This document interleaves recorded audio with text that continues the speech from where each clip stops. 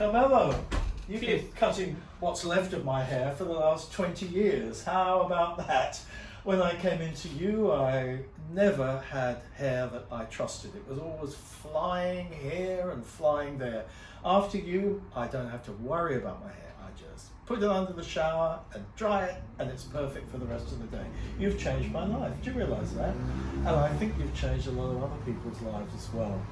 This is an incredibly intimate job.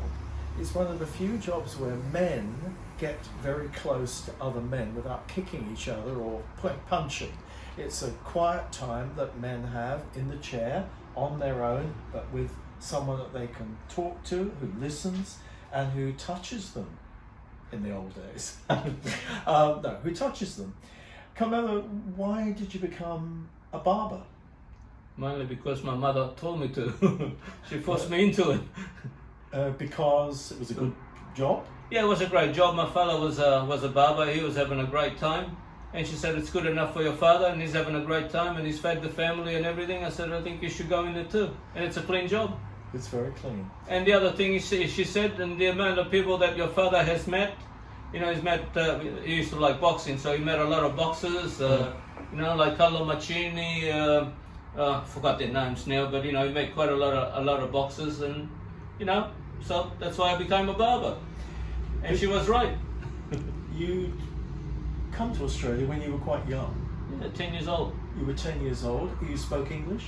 Not one single word. That's right. And every time I walked down the street, somebody called me a walk.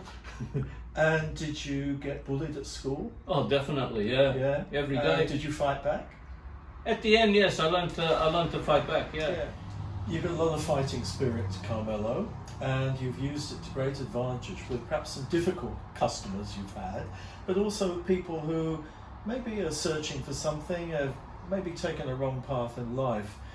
You've dealt with quite a few young people, maybe with drugs problems, and you are very straight from the shoulder with the advice you give, aren't you? You don't hold anything back, Nope. and you don't sugarcoat anything. Nope. Has anyone ever said, don't speak to me like that, or do they accept? Believe it or not, no, because they can see that I'm genuine. Yes. I can see that I really mean it, and thank God it's really worked out well, because I have helped out quite a lot of young people. And what advice do you give someone who's, say, a bit confused about which path to take? Maybe they're into drugs, maybe they're into perhaps petty crime. What do you say to them? That's not what they say. First of all, I listen to what they say, you know, and then after I listen to what they say, I make up my mind. And then I sort of tell them, look, you know, if the guy is an arsehole, I tell him he's an arsehole, and, you know, pull himself together, whatever the thing might be. And do they? Most of them, yeah. They come back and tell you? They have come back, and I've got a couple of letters at the back there that they have written me, thanking me for what I've done for them. Yeah. And there's one of them in particular that he was very heavily on drugs, which he gives me, that's the big thing in my life, that he keeps coming back once a year, and he said it's been what, 4 years now that It's been off them. that it's been off them. Oh, that's great. So Sure. Now you've had prime ministers, you've had doctors, you've had surgeons, you've had detectives, you've had lawyers, you've had every possible profession. But you've also dealt with people who were outcasts of society. I'm thinking back about 30 years during the AIDS crisis. I think you had some dealings with people who were suffering from HIV/AIDS. yeah, well, people weren't treating those people as people, and the reality is they were people, you know.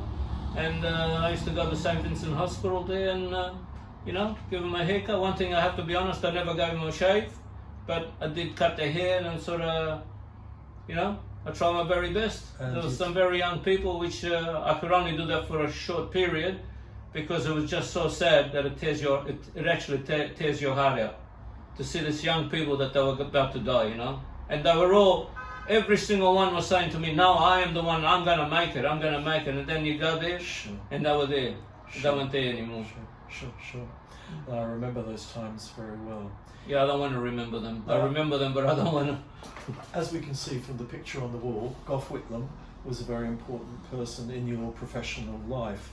I think you cut his hair for over 30 years, was it? Yeah, I cut his hair for 33 years. Did you have chats? Did you talk? Oh, we used to talk all the time, yeah. About You know, we used to talk about, virtually everything, politics, especially history. History, you know, that's, I got my education from him in history and what to talk about, and, you know, he was very helpful. You're very much a person that values education. You've done a lot of courses, you've done car maintenance, you've done panel beating. But the thing I notice about you is you're still keeping up to date with all these amazing hairstyles that men are having today. I saw you do one very elaborate one. How do you keep up to date with the fashions? It's very simple. As you walk down the street, you look at everybody's heads, and once every 2 years, once a year, once every 2 years, you go and do a course. And you speak to other people and you see what's going on, what's not going on, and that's how you do it. So you're never behind the times. Well, try not to be. Carmelo, if you have any advice for people, you've obviously met so many people, listened to them, talk with them. Any particular wisdom comes up for you out of those 50 years that you've been on William Street? The only thing I can say is you have to try your very, very best. And that's what I do, and I try to be happy every day. You know, look for the good things in everything. Well, all I can say is it's been a joy to be your client. I look forward to many more years sitting in this chair with the hair that's remaining to me. And thank you very much, Carmelo. No, I'm very honoured, and this comes from the heart. I'm really pleasured that I met you, and I met, you know, all the guys that we know. That's the biggest pleasure, honestly, that anybody can have. Thank you. And I mean that from my heart. I'm not, you know, it's not, you know, I really do mean it, Keith. I truly do. Thank you.